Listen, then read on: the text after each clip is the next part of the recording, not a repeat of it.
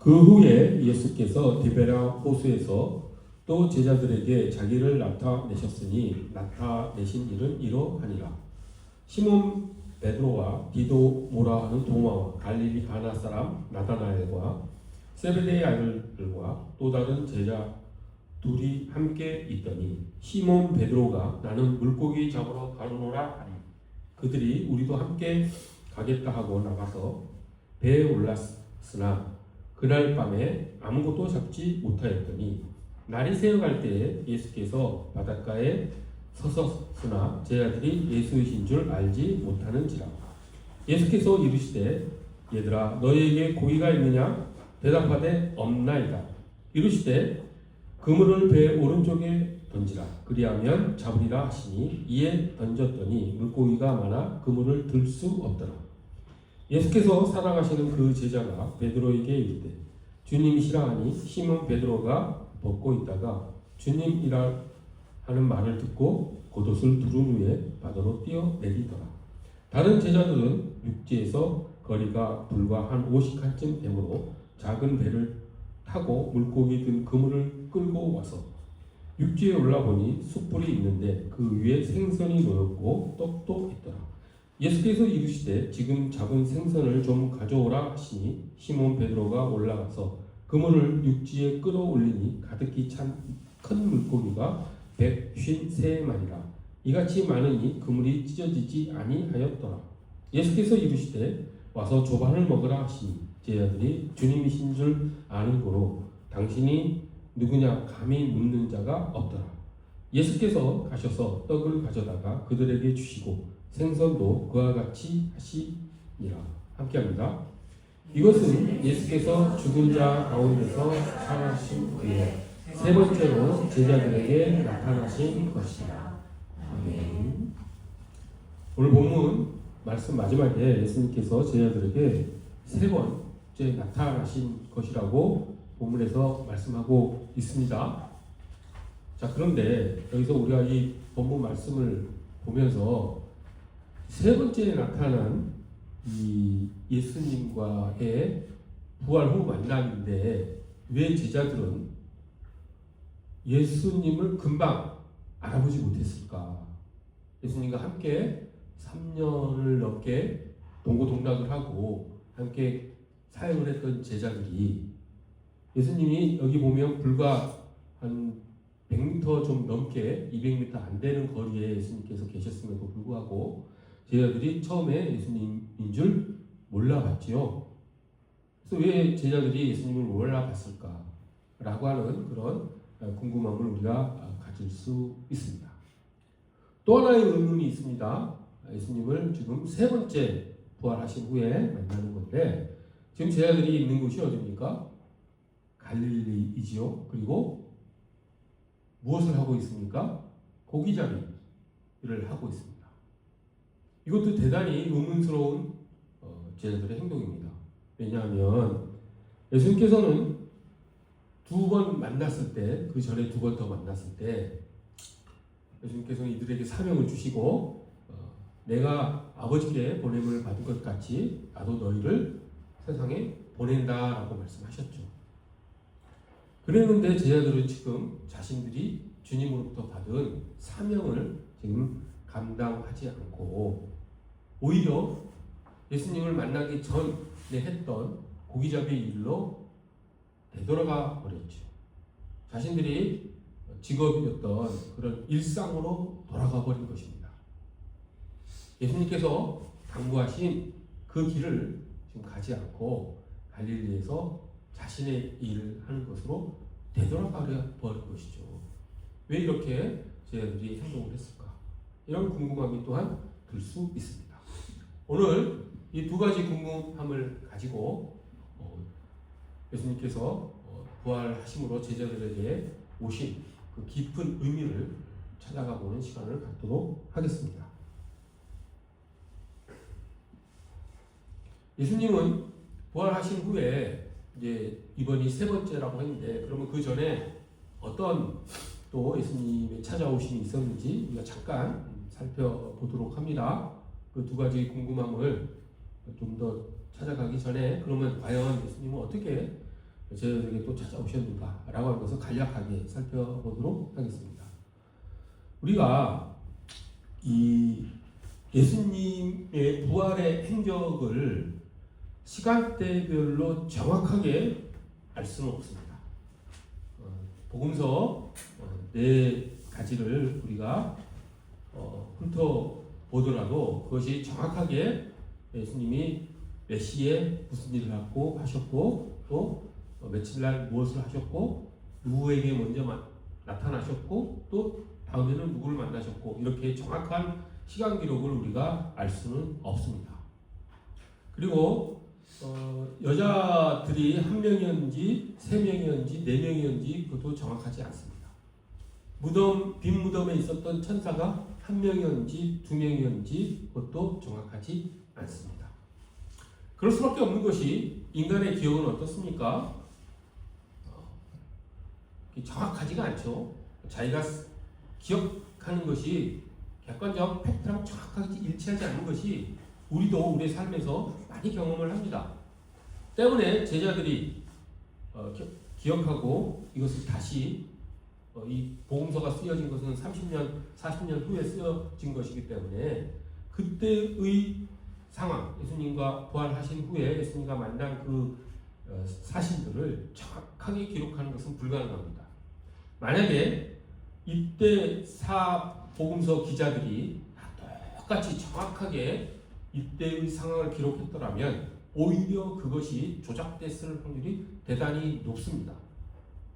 위조 서명을 구별하는 가장 쉬운 방법은 무엇이냐면 원 사인과 그 대조해야 되는 그 서명을 대조해 보면 합니다. 그것이 정확하게 100% 똑같으면 그 가짜 서명입니다. 그렇게 우리가 서명을 할 때 100% 똑같이 서명 못합니다. 우리 인간의 기억도 마찬가지죠. 과거에 있었던 일을 정확하게 카메라로 찍어서 동영상에 기록하듯이 기억하지 못합니다. 그렇기 때문에 사복음서에 나타나는 부활에 관한 여러 가지 이야기들은 우리가 시간대별로 정확하게 하나하나 일일이 정리해낼 수는 없습니다. 그것을 감안을 하시고 사복음서에 나온 부활 이야기를 이제 우리가 다가갔으면 좋겠습니다. 그런데 이제 그런 것을 감안을 해서 이제 좀 어느 정도 좀 개략적인 예수님의 그 부활 후의 행적을 좀 살펴보면 예수님은 40일간 부활 이후에 땅에 계시다가 승천하셨다고 되어 있죠. 그때 어떻게 예수님이 그때의 행적이 있었는가라고 하는 것을 말씀드린 대로 개략적으로 살펴봅니다. 이제 예수님이 부활 이후의 사건은 이제 여자들이 예수님의 무덤에 가서 그때 이제 안식일이 시작되었기 때문에 예수님의 이제 그 장사를 충분히 몸에 향유를 바르고 하는 그런 장례 절차를 온전히 들여주지 못했기 때문에 서둘러 여자들이 막달라 마리아, 어머니 마리아, 또 살로메라 하는 마리아 등 여인들이 무덤에 찾아가는 것으로 시작이 되지요. 하지만 갔더니 예수님은 안 계셨죠. 그래서 여인들이 깜짝 놀랐는데 거기에서 이제 천사들, 어떤 복음서에서는 한 명, 어떤 복음서에서는 두 명 천사들이 나타나서 제자들에게 가서 예수님이 다시 살아나셨다. 갈릴리로 가면 예수님을 만나뵐 것이다 라고 하는 이야기를 듣지요. 그래서 이제 제자들에게 말을 했더니 제자들이 믿지 않다라고 기록을 합니다. 제자들이 그렇게 얘기한 것을 죽은 사람이 다시 살아났다는 그 이야기를 제자들이 믿지 못한다는 말이 기록되어 있죠. 그 얘기를 듣고 또 재미있는 에피소드가 하나 있지 않습니까? 이제 베드로와 요한이 그 얘기를 듣고 뛰어갑니다. 무덤으로. 그래서 둘이서 막 뛰어가는데 둘이서 달리기는 요한이 좀 잘했나 봅니다. 요한과 베드로가 뛰어갔는데 요한이 빈무덤 앞에 서서 입구를 이렇게 쳐다보고 베드로가 뒤늦게 와서 이 무덤 안에 들어가서 예수님의 시신이 보이지 않는 것을 보고 확인하고 가죠. 그때 요한은 그 빈 무덤의 상황을 보고 그것을 보고 예수님이 부활을 하셨음을 믿습니다. 아마 요한은 대단히 논리적인 생각이 깊은 인물이었던 것 같습니다. 그러니까 빈 무덤의 상황이 어떤 상황이었냐면 그 예수님을 이제 감쌌던 시신을 감쌌던 세마포가 따로 잘 개어져서 한쪽에 놓여 있고 또 머리를 감쌌던 세마포가 또 한쪽에 놓여 있었습니다. 그렇다고 한다면 그것은 예수님께서 기절했다가 다시 일어나서 급하게 무덤을 빠져나간 그런 것이 아니죠. 그것은 예수님께서 그 빈 무덤을 정리하고 가셨다는 의미이지 않겠습니까? 그러면 그것은 예수님이 정신이 온전한 상태에서 그런 일을 할 수밖에 없는 것이죠. 그러니까 그 빈 무덤의 상황을 사도 요한은 자세히 보고 이 빈 무덤에서는 예수님께서 진짜 무언가 일을 하셨구나 라고 하는 것을 이제 깨달은 것이죠. 만약에 또 이제 그 유대 경비병들과 그 제사장들은 예수님이 사라진 것, 빈 무덤인 걸 알고 그 경비병들에게 거짓말을 하라고 돈을 주죠. 이제 자기들이 자고 있는데 이제 예수님의 제자들이 와서 예수님의 시신을 탈취해 갔다 이렇게 말하라고 거짓말하라고 돈을 주고 시킵니다. 근데 그것도 말이 안 되죠. 왜 말이 안 되냐면 무덤 입구를 큰 돌이 막고 있었는데 경비병들이 그 앞에서 이제 졸았다고 칩시다. 근데 그 큰 돌을 움직이는데 소리가 전혀 안 나지 않을 수 없죠. 엄청난 소리가 나는데 그 시신을 탈취할 것을 못 막을 이유가 없고 설사 너무 깊이 잠들어서 몰랐다고 치더라도 그렇게 시신을 탈취해 가는데 그렇게 세마포를 거기다 깨끗하게 정리해 놓고 갈 이유가 전혀 없죠. 사도 요한은 그런 것들을 잘 생각을 해서 이 무덤에서 뭔가 일어났구나 라고 하는 것을 알고 믿었다라고 하는 말이 기록되어 있습니다. 그렇게 해서 예수님께서 이제 제자들이 거의 대부분은 이제 부활하심을 여인들에게 듣고도 믿지 못했지만 사도 요한은 이제 그걸 논리적으로 생각을 해서 이제 믿고 있었죠. 그러다가 또 어떤 일이 벌어집니까? 두 제자가 엠마오로 가는 길에 예수님이 찾아오시죠. 그 두 제자는 12제자는 아니었지만 이제 그 예루살렘에서 있었던 일, 예수님께서 십자가에 못 박혀 돌아가시고 그리고 다시 부활하셨다라고 하는 소문을 듣고 그 얘기를 하면서 엠마오로 예루살렘에서 걸어가고 있는데 예수님께서 찾아오시죠. 그래서 그들에게 그 십자가의 의미 그리고 부활의 의미 그리고 구약 성경에서 예수님을 가르쳐 말씀하신 모든 것들을 풀어서 이야기를 해 주십니다. 그렇게 길 가면서 그 두 제자가 그 얘기를 듣고 마음이 뜨거워지는 것을 느끼고 그렇게 예수님의 부활의 예수님을 만났는데 그때 그 두 제자도 예수님인지를 몰랐죠. 나중에 가서야 이제 집안에 들어가서 떡을 떼고 식사를 할 때야 알게 되죠. 그때 이제 또 예수님은 그 전에 또 베드로하고 만나신 기록이 있고 또 제자들이 이제 예수님이 십자가 체형 당하시고 난 후에 대제사장들과 이 율법 학자들, 이 사두개인들이 제자들까지 체포하러 올까봐 두려워서 어떻게 합니까? 문을 꽁꽁 잠그고 숨어서 이제 있었지요. 근데 예수님께서 그 잠겨진 그 방 안에 갑자기 나타나시죠. 그리고 그들에게 예수님의 손에 박힌 못자국, 허리에 찔린 창자국을 보여주시면서 왜 너희들은 내가 다시 살아났다라고 하는 것을 믿지 못하느냐라고 책망하시고 믿음을 가지고 내가 다시 살아나 부활했음을 너희가 믿고 이제 내가 너희에게 맡기는 사명을 감당하라 라고 하는 말씀을 하시죠. 그리고 갑자기 또 사라지시죠. 그리고 나서 8일 후에 이번에는 도마가 있는 곳에 오시죠. 그러니까 그 전에는 도마가 없는 10명에게 나타났다가 이번에는 도마가 있는 11명에게 나타나십니다.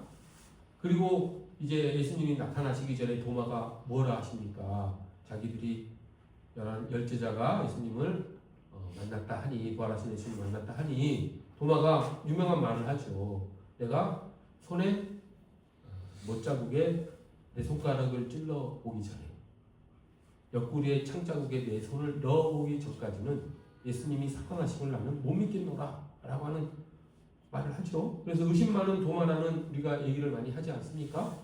그렇게 도마가 다시 돌아와서 11제자와 같이 있을 때 예수님께서 나타나시죠. 그리고 예수님께서 도마를 가볍게 책망하십니다. 너가 어찌하여 내가 부활했음을 믿지 못하느냐. 보지 못하고 믿는 자들에게 복이 있다라는 말씀을 하시죠. 그 말씀의 의미가 무엇입니까? 보지 못하는 자들에게 복이 있도다 라고 하는 말씀은 도마에게 하신 말씀이죠.